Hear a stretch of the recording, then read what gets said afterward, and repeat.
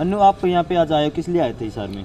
आज भैया जी मैं आईजी ऑफिस के बाहर धरना धरने के लिए आई थी, क्योंकि बहुत सारे कमेंट्स में आ रखा कि धरना धरो, ये करो वो करो, हम आपके साथ हैं।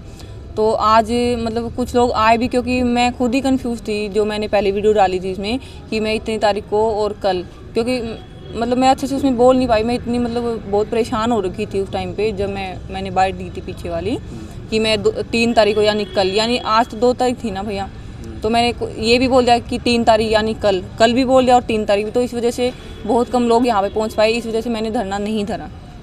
और धरना धरती भी तो आईजी ऑफिस में आईजी साहब आए भी नहीं थे आज। आए नहीं थे? नहीं।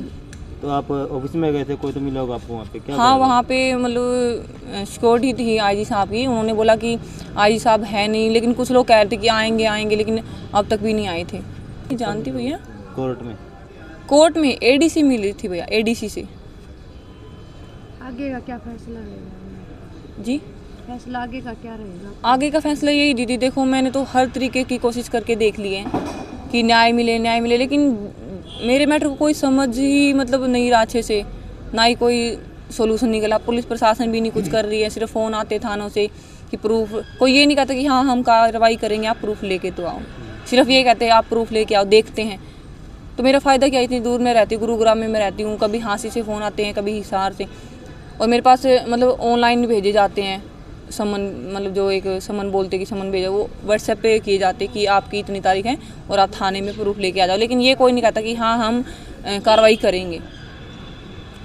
तो ऐसे तो मेरा कोई फ़ायदा है नहीं जाने का। तो ये लड़ाई आप किसके लिए लड़ रहे हो?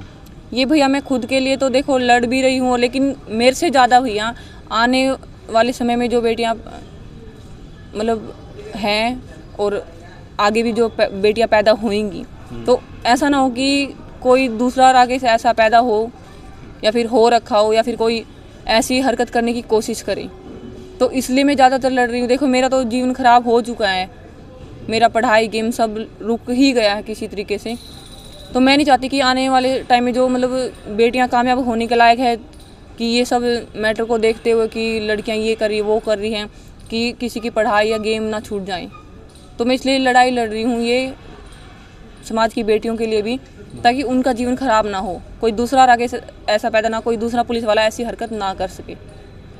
और आप बोल रहे थे कि आईजी ऑफिस के बाहर बैठेंगे, आज रात की भी आप बोल रहे थे कि मैं रात को ही धरना दूंगी, जी। तो उसके लिए क्या सोचा आपने? आईजी ऑफिस वालों ने ये कहा कि आईजी साहब नहीं है, कुछ लोगों ने कहा है आएंगे लेकिन आए नहीं, लेकिन जब हम बाहर आए उन्होंने बोला कि यहाँ नहीं बैठ सकते हो आप बाहर जाइएगा। बाहर अब रोड पे तो बैठने से रही भैया जी, मैं अकेली मैं कैसे बैठूंगी। और अभी कोई मेरे लिए छोटे बच्चों को छोड़ के आया था, कोई किसी की सांस बीमार है, किसी का कोई बीमार है, तो भैया देखो।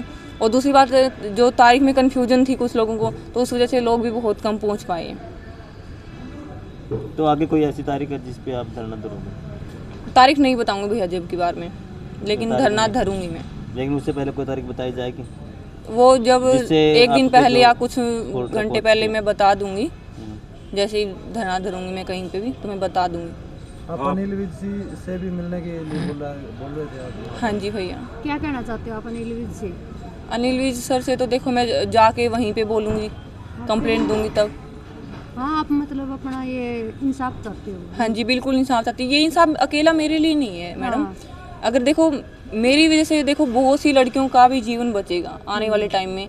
अब हर दिन घटनाएं घट रही हैं, लव मैरिज कर ली, किसी की पत्नी जा रही है, किसी का पति जा रहा है, किसी के बच्चे ज़बरदस्ती पति रख रहा, किसी के बच्चे ज़बरदस्ती पत्नी रख रही है। मतलब एक देखो पिता का प्यार माता नहीं दे सकती और माता का प्यार पिता नहीं दे सकता। देखो आप मतलब राजेश के साथ रहना चाहते हो, वो रख नहीं रहे आप। जी बिल्कुल। हाँ। अब आप उनके साथ लड़ाई ये लड़ रहे हो, आप उनके साथ रहना चाहते हो या फिर जो जॉब पे है या कुछ अपना खर्चा पानी वगैरह इस प्रकार? नहीं, खर्चे पानी की कोई बात नहीं भैया जी। देखो मैं भी पढ़ी लिखी हूँ, खिलाड़ी भी हूँ, कमा के भी खा सकती हूँ, लेकिन फिलहाल मेरी ऐसी सिचुएशन नहीं है, ठीक है।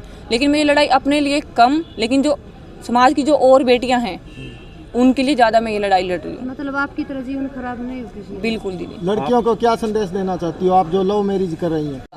न कि हवस का भूखा यही कहेगा मैं ये कर दूंगा तेरे लिए, वो कर दूंगा, हम शादी कर लेंगे। मैं उन लड़कियों से कहती हूँ किसी भी, क्योंकि हर कोई मतलब देखो सर हर कोई भी झूठा नहीं हो सकता, लेकिन 99% लव मैरिज में यही केस लगभग मैं देख रही हूँ, 1 साल से कोर्ट में मैं जा रही हूँ। तो ये क्या केस, घर वालों की मर्जी जरूरी है? हाँ बिल्कुल ज़रूरी है, ज़रूरी नहीं बिल्कुल ज़रूरी है। मैं यही ही कहूँगी, जो भी बहन किसी लड़के के अब भी चक्कर में है, या लड़का कितना भी उसको बहला फुसला रहा है, पढ़ाई का झांसा दे रहा है, गेम का झांसा या नौकरी का झांसा, किसी भी तरीके का झांसा, या फिर कोई झांसा नहीं भी दे रहा, सिर्फ वैसे मतलब जानबूझ के लगाव दिखा रहा है, या है भी हकीकत में मान लो, लेकिन मैं नहीं मानती जब तक वो लगाव है, वो प्यार सच्चा प्यार है। अगर लड़का सच्चा प्यार करता हुआ तो घर पे जाके लड़की के भी हाथ मांग सकता है, अगर वो सच में उससे प्यार करता है, ना कि एक हवस का भूखा। अगर हवस का भूखा होगा तो लड़कियों पहचान कर लो, वो लड़का कभी भी घर पे जाके बात नहीं कर सकता, वो मीठी मीठी बातें ही करेगा, वो ऐसे ही बहलाएगा, ऐसे ही फुसलाएगा। जो अगर सच में सच्चा प्यार लड़का करता होएगा तो उसकी इतनी भी हिम्मत होगी कि वो घर पे जाके उसका हाथ मांग सके लड़की का। तो मैं सभी लड़कियों से, अगर आज भी कोई लड़की किसी लड़के के चक्कर में है, लड़का प्यार दिखा रहा है, तो उस लड़की से, मैं हर लड़की से यही कहूँगी कि आप इंतज़ार कीजिएगा, और आप भी अगर सच्चा प्यार करते हो उसे, तो उसको बोलिएगा कि घर पे जाके हाथ मांगिएगा। चलो ठीक है सर। आप प्रशासन